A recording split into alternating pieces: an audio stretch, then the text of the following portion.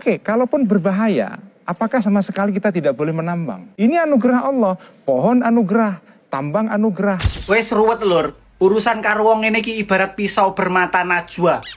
Bermata dua. Tiap kalah debatmu mesti bawa-bawa nama Tuhan. Wong modal ngene iki ibarat sen kanan belok kiri dipisui ya ora kenek. Mesti saya iso ngeyel. Ini saya lupa karena kehendak Tuhan. Iya bener, ada namanya kehendak Tuhan. Tapi bukannya melakukan kehendak Tuhan itu membutuhkan pilihan yang disengaja atau enggak disengaja. Analogi nih ibarat koyo wong ngentut. Lah kuwi kan krasa ngentut juga karena kehendak Tuhan. Cuma tinggal tok pilih arep ngentut ning ngarep raine kancamu utawa geser ke tempat sepi. Sesimpel kuwi lho Gus. Aku ngerti dalam hati kecil sampean tahu mana yang benar, mana yang salah. Tapi bukannya dievaluasi, malah sampean cari referensi untuk keuntungan pribadi. Katanya dunia hanya sementara, tapi nyari harta kok menghalalkan segala macam cara.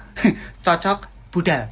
Tunjukkan satu saja ada konsesi yang berhasil mereklamasi, mereboisasi kembali kepada ekosistem awalnya. Tunjukkan satu aja di mana wilayah pertambangan di Indonesia ini yang mampu mengembalikan ke ekosistem awalnya. Pertanyaan baliknya adalah kenapa Anda begitu peduli untuk mengembalikan ekosistem awal?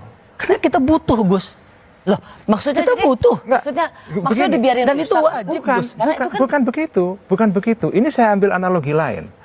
Saya waktu kecil di kampung saya menikmati ekosistem yang baik.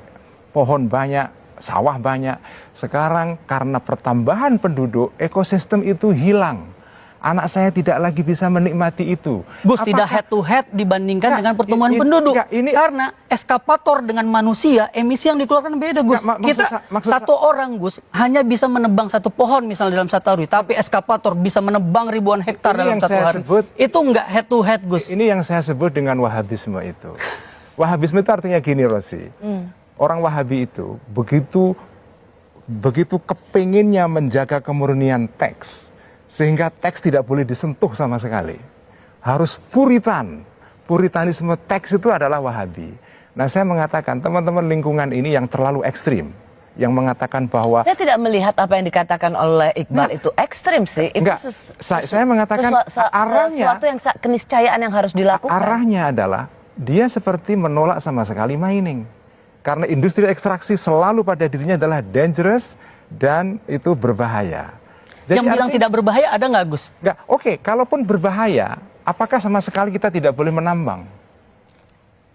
Ini anugerah Allah, pohon anugerah, tambang anugerah. Pohon ada manfaatnya, tambang juga ada manfaatnya. Mari kita lihat kalkulasi maslahat mafsadatnya.